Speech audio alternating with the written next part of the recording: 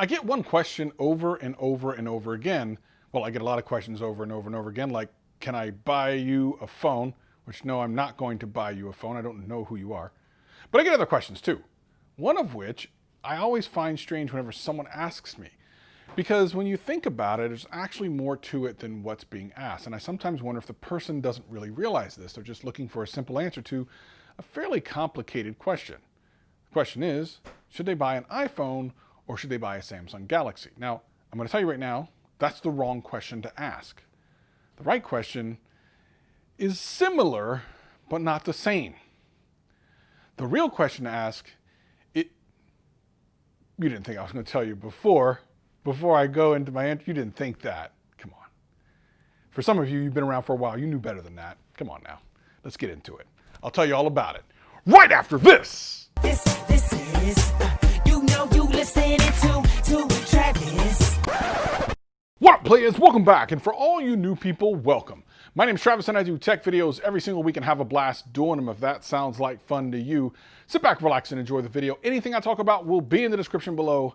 But for now, let's just get into the video. So as I mentioned in the pre-intro, which is kind of the part before this part, the question isn't should you buy an iPhone 12, for example, or a Galaxy Note 20, or should you buy an S20 and an iPhone 11? That's not the question. I think people want to know which phone is the best. But there really isn't a good answer for that. It's what phone is the best for you. I think also when people try to think about this question, they're actually wondering what the best hardware is. But some of that is also irrelevant because the reality is the question you should be asking is, should I get an Android phone or should I get an iOS phone? Once you figure that out, the rest pretty much answers itself. Now, I've done a couple of really cool surveys on this channel recently, and I did 2 videos about them. I'll leave links in the description below and in the end cards, where I asked you how long you kept your phone and how much you paid for your phone. The answers from that really kind of painted an interesting picture, which helps kind of answer this question. One of the top answers for the how much did you pay for your phone was between $100 and $300. And one of the top questions for how long do you keep your phone is until it breaks.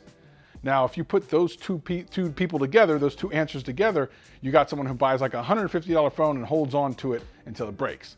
That's interesting. Which pretty much disqualifies iPhones right out the gate, especially if you're talking about a new phone. There are tons of different options from Android that are from between $100 and $300 with varying capabilities. Some are good, some are not. I've actually covered a couple here. Definitely check those out. But I will tell you this, there aren't any new iPhones in that price range. If Apple ever decided to go down that far, which I don't think they will, it would be a much different answer. So then the answer is Android, right?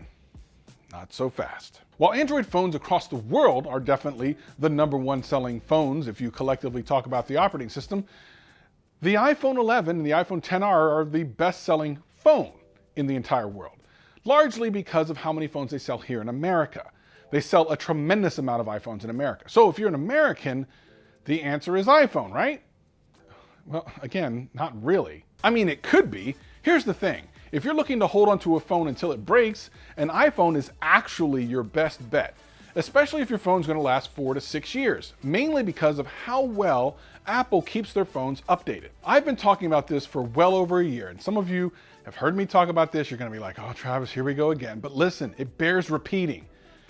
Updates on Android are trash compared to Apple. They just are. It doesn't matter what phone you own, you have to admit that getting 2 or 3 OS updates for a $1,000 phone is garbage. When you can buy a $400 phone from Apple right now, the iPhone SE, and get upwards of 5 or 6 years of updates. It's already happening. The original iPhone SE is getting iOS 14. There's nothing you can say if you're an Android fan that makes that a worse thing than for Android. There just isn't. So I guess the answer is, if you want long updates, you should go with iOS. That seems reasonable. But what if you like some other type of phone that is not an iPhone?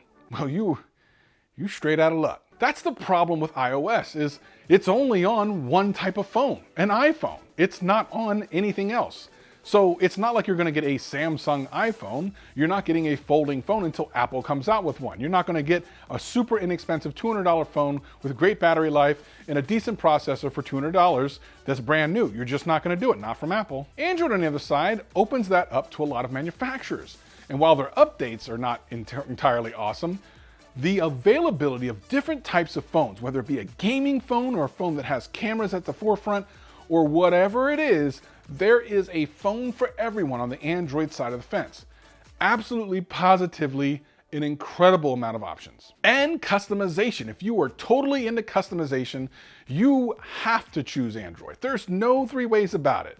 You can customize an Android phone every single day of the week with not just a different wallpaper, which is darn near where it ends on an iPhone, but like the icons, the starting screen, the launcher, everything. You can optimize and change everything on an Android phone, and that's pretty darn cool. And every single manufacturer on Android visualizes their experience differently. In other words, you might have something like Oxygen OS, which is incredibly smooth and clean, or One UI 2 from Samsung.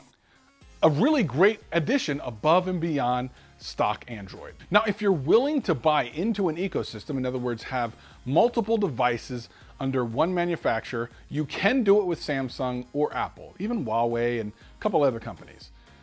But none of them work as well as Apple. Sure, Samsung has tablets and laptops. They're basically on Windows, and of course, Android, which is definitely not even optimized for tablets anymore. Listen, there's nothing to this. If you are looking to get more than one device from more than one manufacturer's Apple, end of story. You're gonna pay to play though.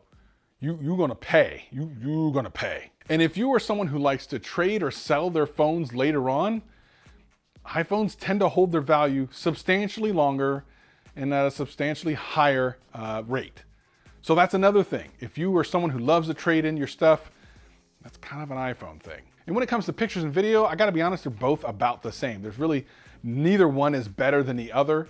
You can say that sometimes the night mode is better on iPhone, sometimes it's better on Android, depending on the manufacturer.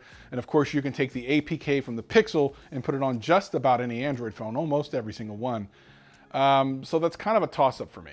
And of course, Android will always have the cutting edge hardware first, like 5G. So if that's important to you, that's pretty much a slam dunk. You definitely want to get Android. And the next time that 6G and everything else comes out, you're definitely going to want to get Android. Because Apple's never going to be the cutting edge, bleeding edge on any of that technology. They let it come out, and then they come out the first time semi-perfected.